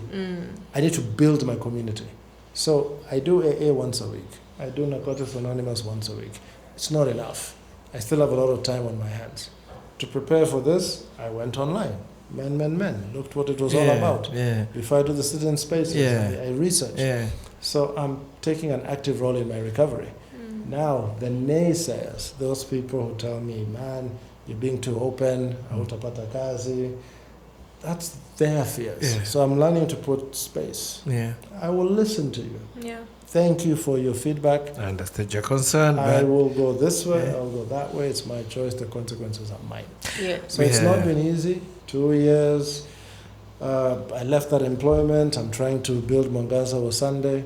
And you know what I realized is 3 months later, I'm still here. Some wonderful people have pitched in and helped me here and there.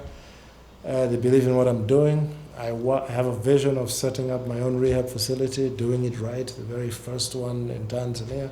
And I have dreams now. yeah. You know, I have a tattoo here, if Yeah. you see. And I designed this. Can we get a again. shot of this? I hope we are getting a shot of Yeah. this. Yeah. Let's talk about challenging culture. Yeah. So, this is very meaningful to me. And you know what this is? A baobab tree. What is a baobab tree? That's a magnificent tree. What you see up, you don't see down. But its roots are so wide and so deep. And this is where all the water is stored. So for me, there's a word here called satori. It's Sanskrit for enlightenment. The more I dig deep into my feelings, the more I dig deep into my mistakes, into my relationships, the more enlightened I become. And then, this is Arabic. The journey. Because recovery is a journey. Life is a journey. It's not a destination. And here there's faith, family, service. This was an exercise in rehab. What defines you going forward? And I said, you know what? I'm reestablishing my faith. Spiritually, I was lost. I was bankrupt. Family. I cannot recover alone. They have supported me. Thank you, family. You continue to support me. And service. I regained that appetite again for wanting to help people one way or the other. Not the way I used to. Before, I'd borrow money to pay your child's school fees. I've done that. You that I was drinking with. But I figured, why should your child suffer? So I would suffer to help you. Now I help in other ways. And then this is the dream. I've started dreaming again. So my dreams are as far and wide as the branches. But this is a wave. That's life. Life will continue to hit me. I am under no illusions. I'm going to lose people. I'm going to lose jobs. I'm going to lose friends. But Nico, I'm strong. So this reminds me every day. Yeah. You know, for me, it's meaningful. It is. And I tell people, man, rebuilding your life, changing your life, in this context, as an addict, I had to go through that. But I think functional addicts, I'll say it again, to you that is drinking, betting, gambling, and it's more than excessive, get help. Yeah. You know, if you don't trust a psychologist, talk to someone who's been through it. Talk to your priest, talk to your teacher, talk to your fitness coach. These are people I'm trying to recruit into Mwangaza, by the way. Because I've realized kuna watu ambaye hawatataka kuongea na mimi au Nadia, lakini wataongea na wewe. Yeah. If I give you basic psychosocial education, basic, 1 hour, what to say, what not to say, what to pick up, it's enough for you to win that person's trust and help them. It's true. Anything that's above your head, you say, talk to Sunday and experience that depression. Yeah. I'll talk, I say, hiyo sasa you need a psychologist. Talk to Nadia. Yeah. Huyo mtu kwenda kwa Nadia direct ni ngumu. Akipita kwako, kwangu, kwake, they'll get there. Yeah. They get something from you, get something. So I think bridge. this is what, it's that bridge that's missing. 100%. Yeah. Any psychologist iko pale, the client potential iko Kule. pale, na nimeambiwa ma psychologist watakwambia you're crazy. Yeah. The truth is, if you are a certain level of crazy, don't you want to know? Yeah, exactly. So Nadia, as you're winding up, I figured we could talk for days. So we've gone for what, 1 hour and a half? Only. So only. So Nadia, as we're winding up, let me bring in Sunday first. Yes. I know Mongia Sana, but if a person decides to ignore everything we've said today, Yeah. now Kombia, you wish for them to pick only one thing. Okay. So before you get to that, I gotta do this. I think progress, not perfection. Progress. Yes. So I gotta ask you a couple of questions, quick fire question, right? Yeah, let's go for it. Your biggest regret? Biggest regret, not asking for help and receiving help sooner. so far your biggest success? Being able to tell the world that I'm a recovering addict and that I have mental health issues and it is okay. When are you at your happiest at the moment? I'm at my happiest 2 occasions, when I'm with my kids and when I'm walking or running. Oh, wow. If somebody asks you, what is Sunday's strength right now? Good one. Resilience. I'm tougher than I ever thought I was. And I'm growing stronger and stronger by the day. In fact, I am Aquaman, not myself. You're taking that away from me. Taking his name. I don't know what I'm about to say next, kama ni kitu umeshajibu au nini. But through all this ordeal that you've been through, what is one thing that has surprised you about you? Surprised me about me. That's a good one. So I think the quickest thing that comes to my mind is I can actually put myself first. Yeah, that has surprised me pleasantly. Yeah. Oh wow! Oh wow. Amazing. Now back to the original question. Okay. Which is pretty much mtu akiamua kuignore everything kama mmeongea for lisana nusu tararara. What is one thing you'd like them to pick from the conversation we've just had? Wanaume wenzangu, wanawake wenzangu, kama kuna kitu kimoja naweza kuwaomba, hata kama unadhani hauna issue, ongea. Tafuta mtu kuongea naye, alafu ukiona msaada haikusaidia, like it's not the right, uone kama umepata msaada ya kutosha, tafuta mtu mwingine. In other words, get a second opinion, get a third opinion. Tujenge tabia ya kuongea, kuomba msaada, na ukiona mwenzako, I have to say 2 things. Ya pili, ukiona mwenzako ana shida au nadhani ana shida, wewe sio daktari, lakini mwambie ongea na daktari.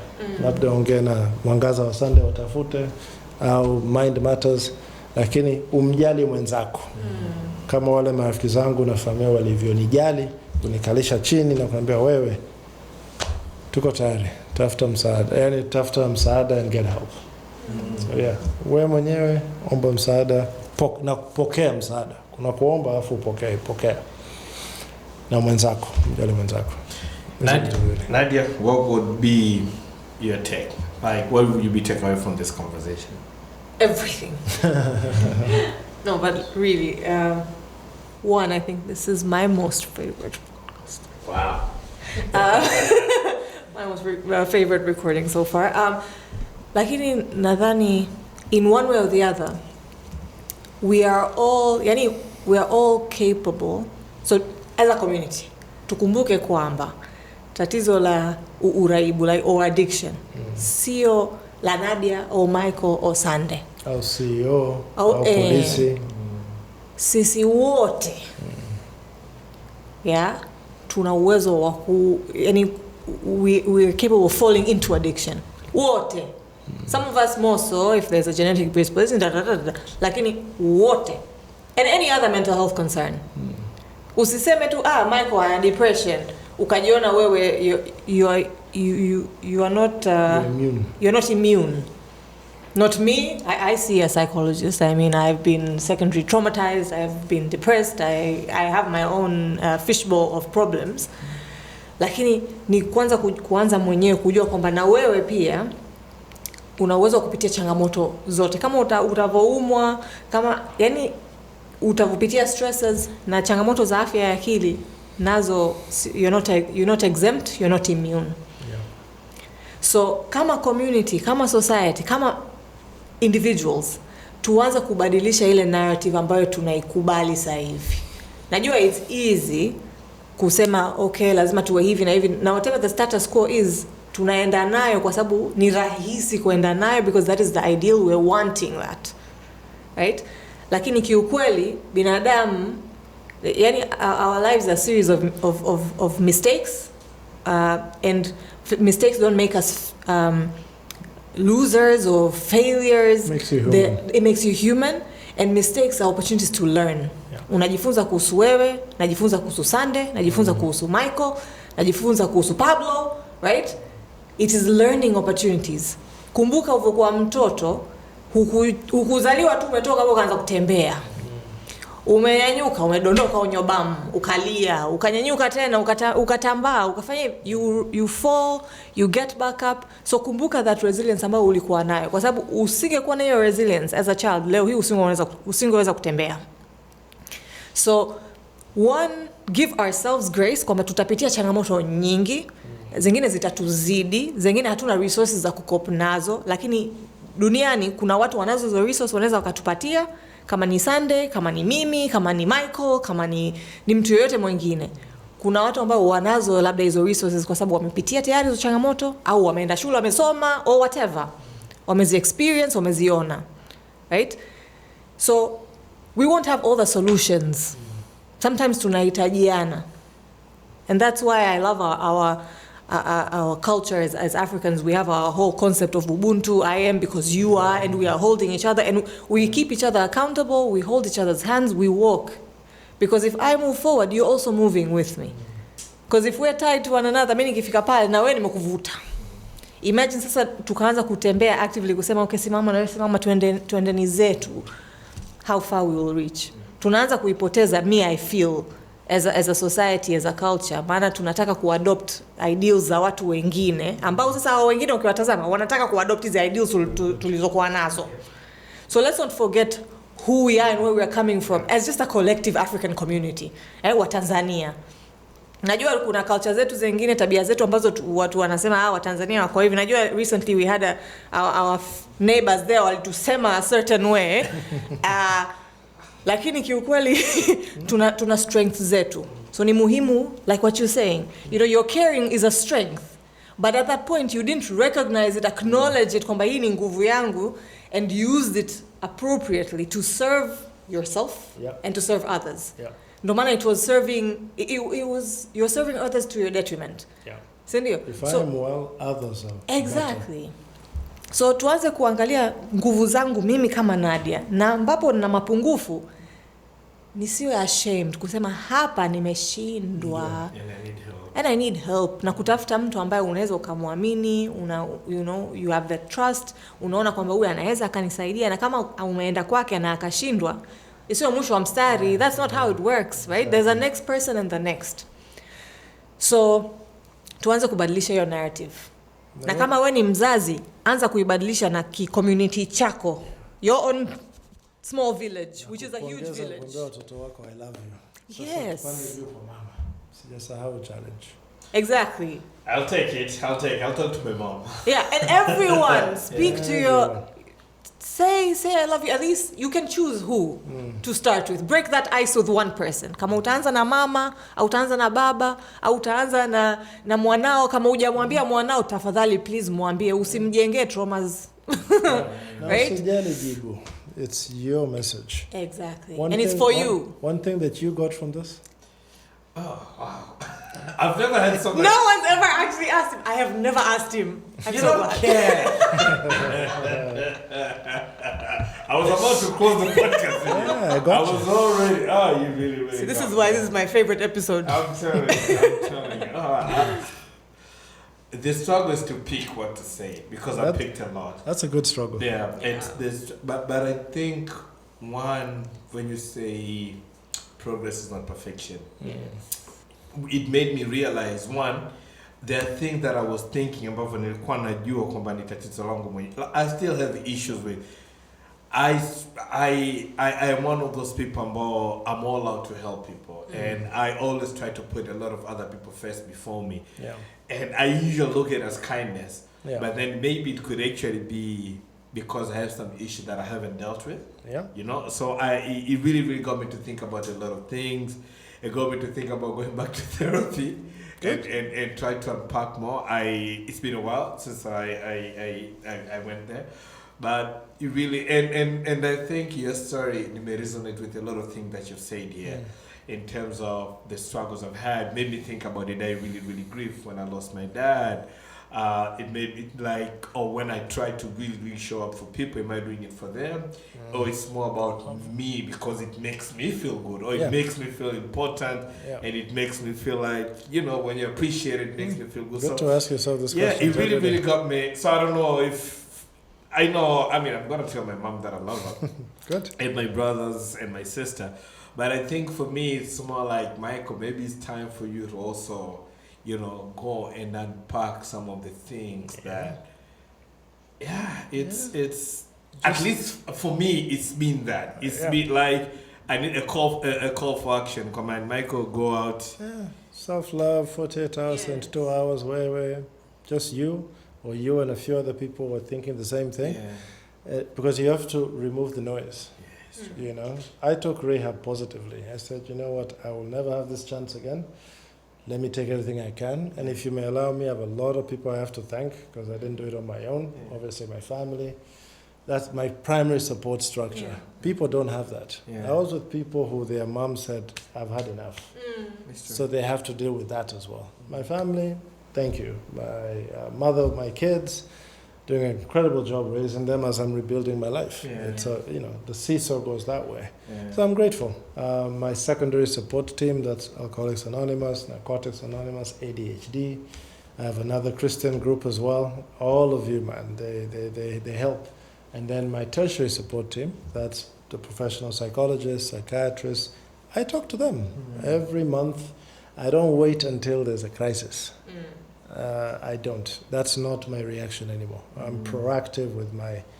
Nikienda siku 3-4 bila kulala, I call my psychologist, we try and pack it, and now I know how to eliminate. I used to struggle with anxiety and depression.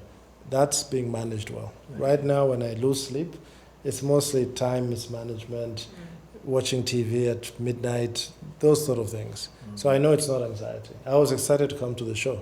So I'll tell you a true fact. Sijalala the last 24 hours. Thank family, thank friends, and professionals. I think it's a thankless job to be a psychologist, a psychiatrist. Hamna mtu anawapa pongeza na shukrani. Mimi sio mteja wako, but I know the sacrifice you make. Na najua kubadilisha mawazo ya mtu sio kitu ya sasa hivi. It's a really difficult job.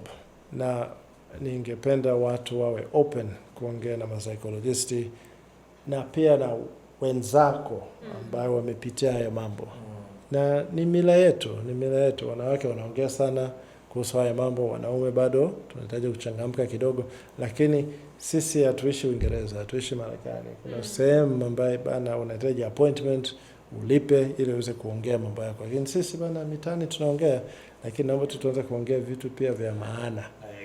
Ukimwona mimi siwezi kumwona mwenzangu siku hizi amelewa, anaingia kwenye gari yake na funguo. Nimewahi kuchukua funguo kutoka rafiki yangu mmoja. Na haya yote kwa sababu ya miaka 2. Kabla hapo tunapuuzia hivi vitu, sio vya kupuuzia. If somebody wants to reach out to you, like I'm English story, like, you know what, maybe I need to speak to Sunday. How do they reach out to you? Utanipata kwa social media, kama ni X, Instagram, Facebook, YouTube, ni Mwangaza _ dash ya chini, WA dash ya chini tena Sunday. Social media. We'll tag the post for people who watch. Lakini pia natumia personal yangu ambaye ni @hali_ya_juma. Why is that? Hali yako Juma. I actually feel that's the message I'm trying to tell people. How are you doing? Kwenye lugha yetu sema habari yako kaka. Za familia, za kazi. There's meaning in that. Now tuseme hiyo intentionally. Lakini anza na website yangu www.mwangazawasunday.co.tz.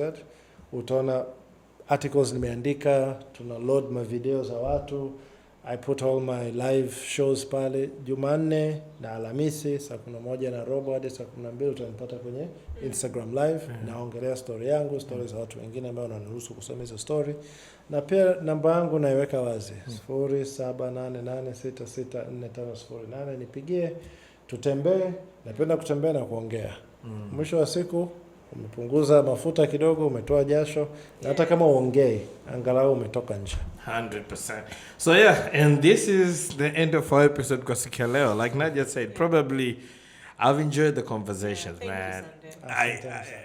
And for me, because like I said, it really got me to think about maybe I should go back to that room and had conversation kujaribu ku unpack a lot of stuff that I thought either I've dealt with or I thought they're serious issues or ambazo have been keeping them under the rug. We are one crisis away Always. from addiction. Always. We are one crisis away from mental health decline. Yeah. There is no addict who doesn't have mental health issues. 100%. I am convinced. Yeah. Lakini watu na mental health kunawezekana wanaelekea huko. They may not necessarily have addiction, but they are definitely going to go in that direction. Yeah, so continue.